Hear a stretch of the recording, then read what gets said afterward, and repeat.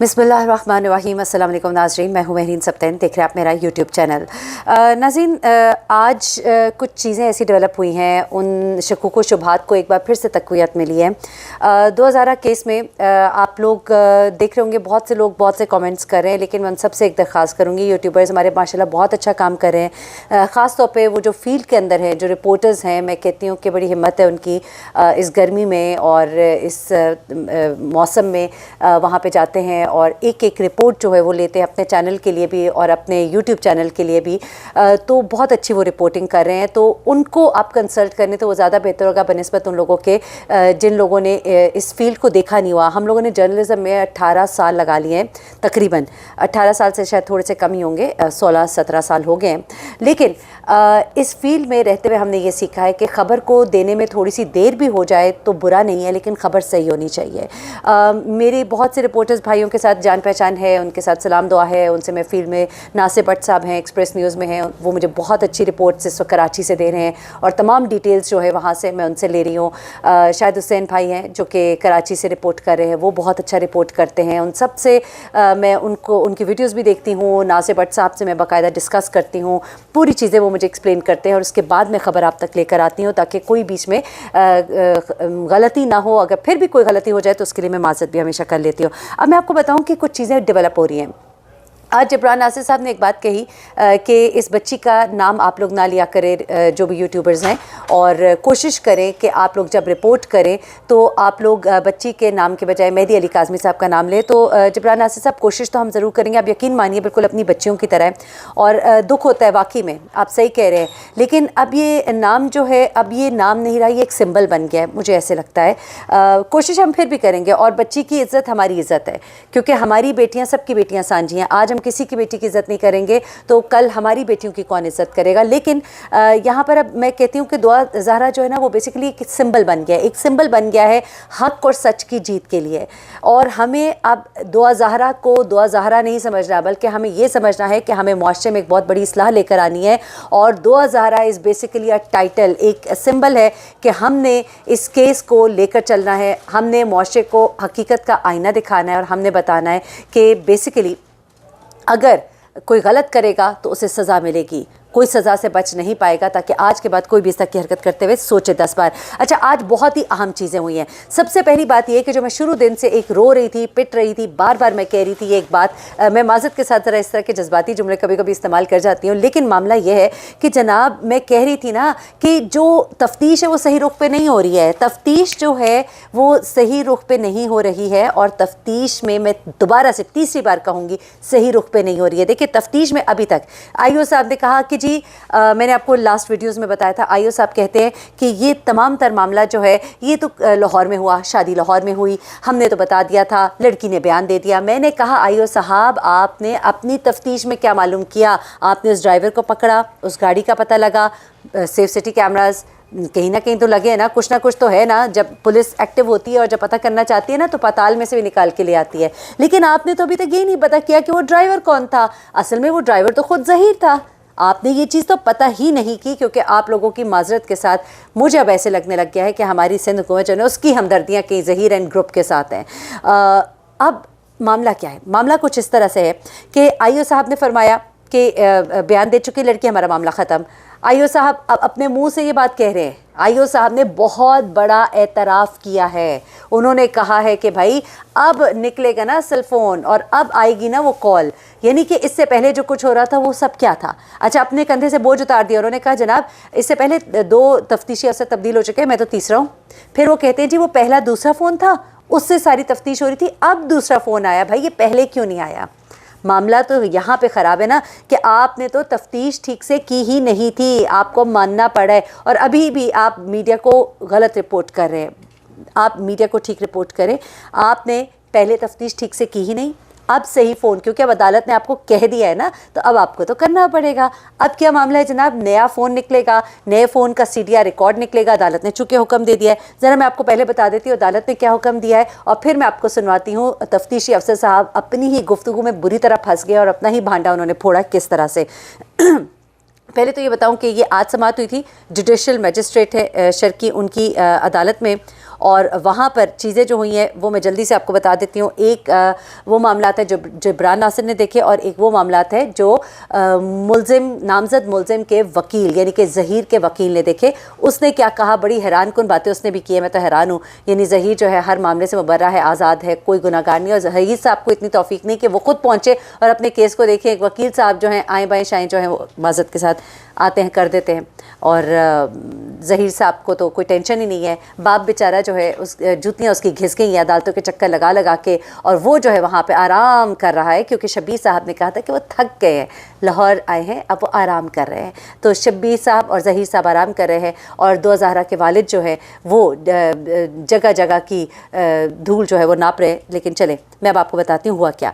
अच्छा, बेसिकली मुलजिम ज़हीर का वकील भी अदालत में पेश हुआ, और अदालत ने ज़हीर की 15 से 19 अप्रैल तक की CDR रिपोर्ट तलब कर ली है। ये बहुत बड़ी डेवलपमेंट है। देखिए, CDR रिकॉर्ड में सब आ जाएगा कि उस वक्त ज़हीर कहाँ था। ज़हीर साहब कराची में थे।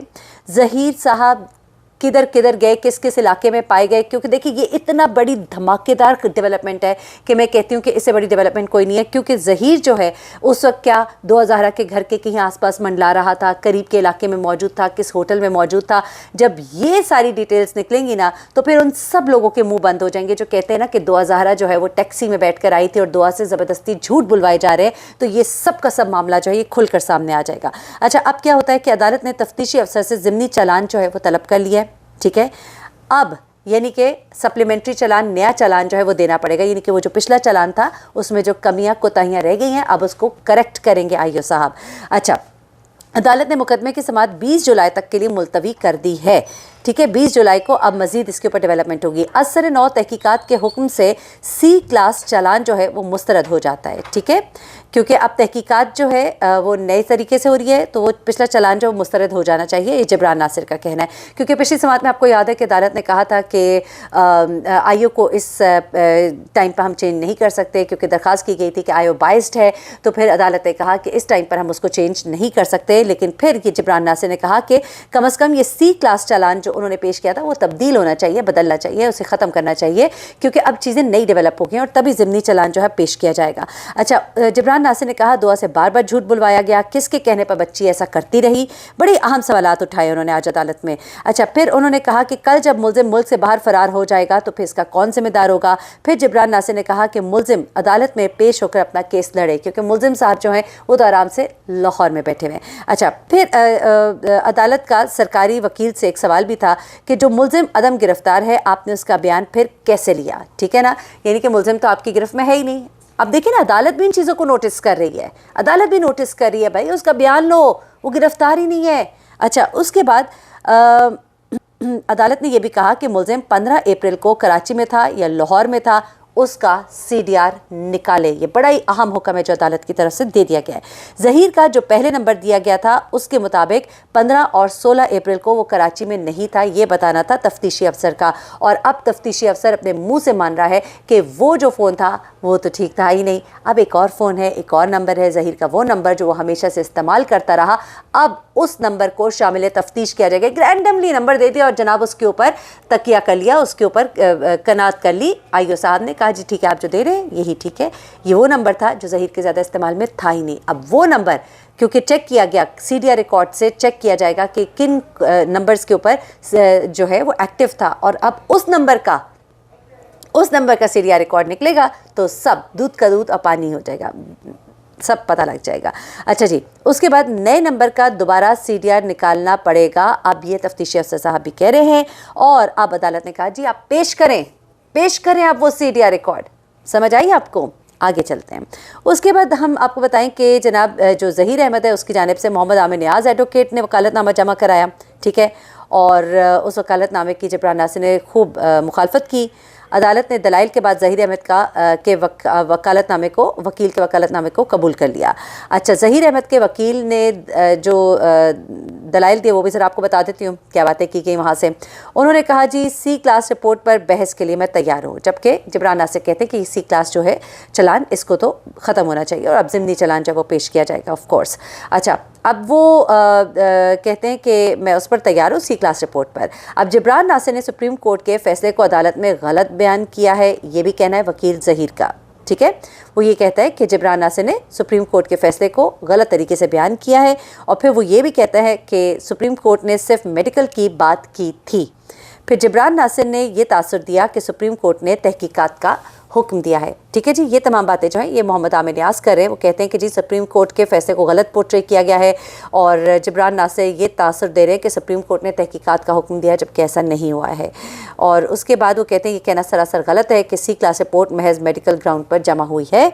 और फिर वो ये भी कहते हैं वकील साहब कि C class report Sindh Lahore high courts अहकामात की रोशनी में जमा कराई गई थी, यानी कि वो बज़िद हैं कि वो जो पुरानी मेडिकल रिपोर्ट है वो सही है। फिर दूसरी बात वो इस बात पर बज़िद है कि जनाब ये जो सी क्लास रिपोर्ट है उसका मेडिकल रिपोर्ट से कोई लेना देना नहीं है, जबकि जिब्रान नासिर का स्टैंड है कि ये उस मेडिकल रिपोर्ट को भी बुनियाद बनाकर बनाई गई थी। तो ये कहते हैं कि जी ये जो सी क्लास चलाना है मैं तो उसी पे बहस करूँगा। फिर वो ये कहते हैं कि जनाब सुप्रीम कोर्ट की बातों को गलत पोर्ट्रे किया गया है। तो जिब्रान नासिर एक बड़े मंझे हुए वकील है और यकीनन इस बात का जवाब भी उन्होंने दिया और चीज़ें अब आगे बढ़ती हैं तो देखें क्या होता है। लेकिन जाते जाते ज़रा मैं इन्वेस्टिगेशन ऑफिसर साहब के दोहरे मेयार में कह लीजिए या उनका बायस्ड रवैया जो है वो उन्होंने क्या गुफ्तगू की, ज़रा ये सुनिएगा कि पहले क्यों नहीं भाई आप तफ्तीश करते रहे और अब वो क्या मान रहे हैं और अब ज़िमनी चलान पेश करना पड़ेगा। ज़रा उन्हीं की ज़ुबानी सुन लीजिएगा और मुझे महरीन सप्तान को इजाज़त दीजिएगा। अपनी दुआओं में मुझे भी याद रखिएगा। अल्लाह हाफ़िज़। करेंगे। अभी मेडिकल ओरिजिनल कापी हमें दी नहीं है, तफ्तीश जारी है। सर्टिफाइड कापी लेंगे इंशाअल्लाह, जो बनता है कानून के मुताबिक मेडिकल बोर्ड के मुताबिक वो दे के पढ़ के इंशाअल्लाह वही एडॉप्ट करेंगे। 15 से 18 अप्रैल तक क्या CDR में मौजूदगी पाई जाती है जहीर की कराची में? जो पहले नंबर हमें दिया गया था जहीर का उसमें कराची नहीं आया है। पहले जो नंबर दिया गया था, हाँ अब नया नंबर कोई है जहाँ वही है, अभी चेक करना पड़ेगा। देखा नहीं है वो देखेंगे, उसकी CDR फिर निकालेंगे। लेकिन जो प्रीवियस हमसे पहले IO ने, मैं 3rd IO हूँ, तो उसके मुताबिक वो कराची में नहीं है।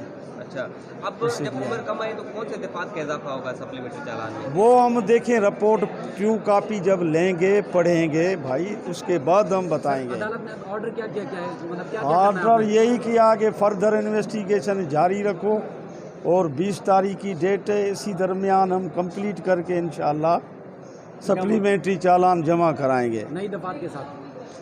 जो दफात बने देखें वो अभी बोर्ड का जो रिज़ल्ट आया है उसके मुताबिक लगेंगे। ठीक है। ठीक है।